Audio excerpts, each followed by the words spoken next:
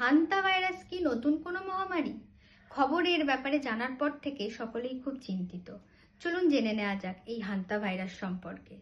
Hanta virus আসলে একটি zoonotic virus, যার অর্থ হলো যে কোনো প্রাণীর মাধ্যমে মানুষের মধ্যে ছড়ায়।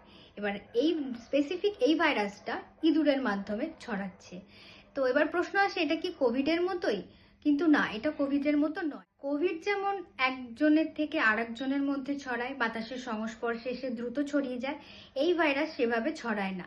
এটি ইঁদুরের লালা, মল, মূত্র এই সমস্ত থেকে ছড়ায়।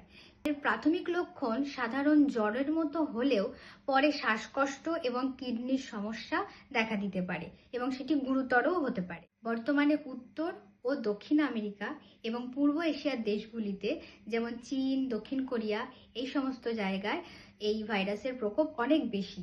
2026 সালের মে মাসে একটি ক্রুজ শিপে এই ভাইরাসের আক্রমণ দেখতে পাওয়া যায়। ক্রুজ শিপ প্রাদুর্ভাবে 13 জনের আক্রান্ত এবং 3 জনের মৃত্যুর খবর পাওয়া গেছে।